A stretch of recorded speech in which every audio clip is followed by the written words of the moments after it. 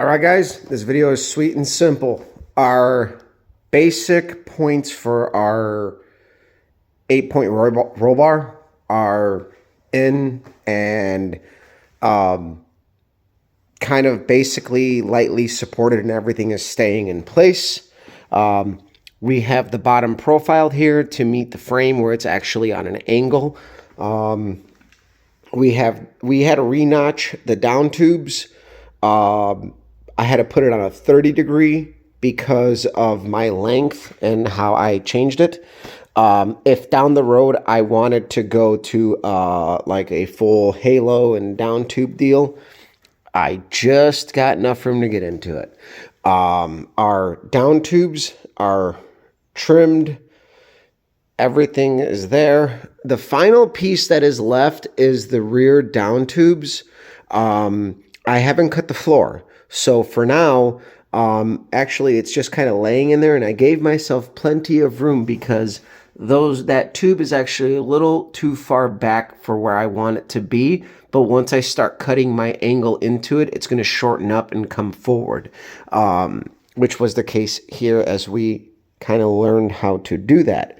Our profiling gauge, I found out works good up to 30 degrees. Anything more than that, and you're going to run into trouble. I think there's probably a specific one, but this was actually like a 25 degree. Here, let's put the gauge on it. All right. Yeah, 25. This is a 25 degree angle. The bar is a little high, but I'm not that old yet. So the bar is a little high, and I set it up that way because I wanted the angles to all kind of be closer together, and they will be in their proper location. So this marks the highest part of our shoulder and elbow intersecting, and we're good. So we're on the high side of where the rule book says you would want this bar down to the door bar. Obviously, if it's really good once you push it up there. Everything still has to get beveled, cleaned. But man, we actually made a lot of progress today. I came out here and intended to make templates, but you know what? That can wait for another day. It was nice today. All I did was cut and grind. I used the tube notcher, which worked out really good. I ended up using so I killed 2 of the exact 1 3/4 hole saws, but I have a 21 millimeter Lennox hole saw. This thing is vicious, man. So by the way, for anybody who would like to, do this down the road, these Lennox hole saws are absolutely badass. I got these actually for 3 years ago, and they still work really, really good. I got to thank my buddy Tim, who hooked me up with this belt grinder. We're going to be using it to bevel our tubes and everything. We got belts with it. And yeah, so like we kind of are on the move today, and really we didn't spend a lot of time out here. We stayed up last night, the wife and I, watching movies, and I didn't wake up. I didn't get out here till probably like 11. And, one thing leads to another, and you're out here until it's dinner time now. It's 6:45, 7 o'clock. I don't know. Here are our practice tubes, which actually, they really did help. They helped because they gave me imaginary lines. And instead of trying to cut everything perfect, I ground everything to shape. And obviously, you're only going to have so many areas. Like even these down tubes for the 8-point, I didn't want to put them into the hump there. I wanted to put them here where the rear floor brace is because that's pretty rigid. And I'm going to end up trimming back the plate so that I catch the thick side of the brace. So you can see where the dimples are. Those are all the resistance welds. I want to trim the plate to fall into that area and then do a couple of russet welds before I do my down tubes. And that is to catch the meat of the floor versus just welding it. If I was to go straight, I would catch it on the hump, and that's just sheet metal. It's nothing. So I'm thinking of structural areas to tie that into, and everything fits pretty good. I did have to narrow down the crossbar, the back support bar. That's just got a tack weld on each side. It's sitting at 0 degrees on each side and to height.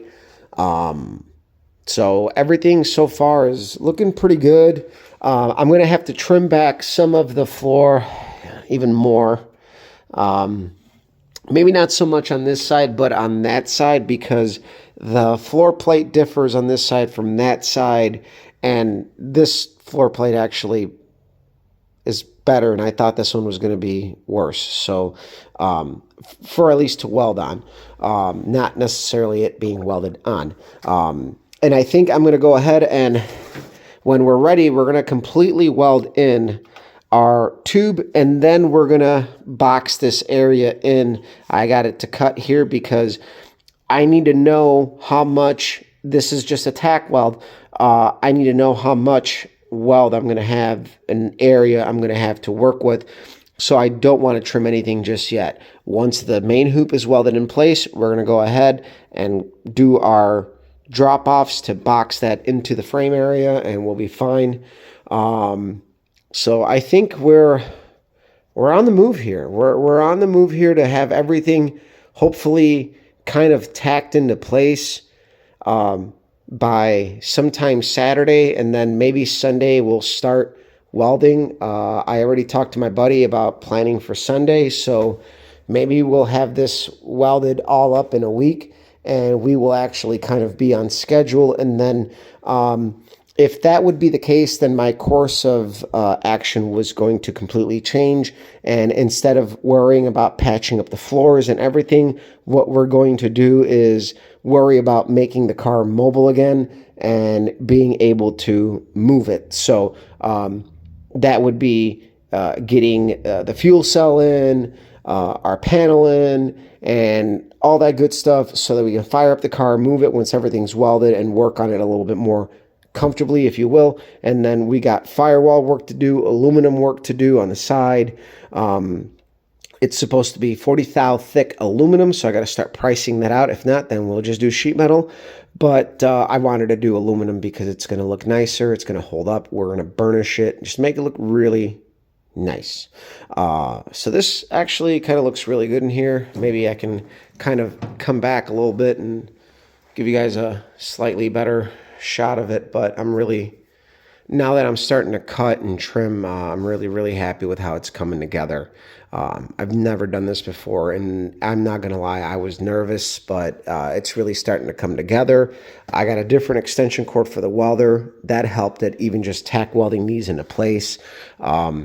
So this week, I have to cut the floors, prep that area, weld my plates, trim the down tubes, and we're going to move forward with getting this all set up to weld for that weekend. So like we're on course with our plan.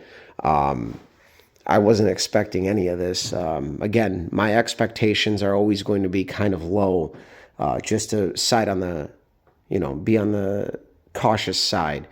But ultimately, I think if everything goes good, I don't get sick or anything fucking stupid, we'll come out here a couple nights this week and we're going to hit it hard. I mean, today is monumental to me because I actually can kind of see the product and what I have going on. So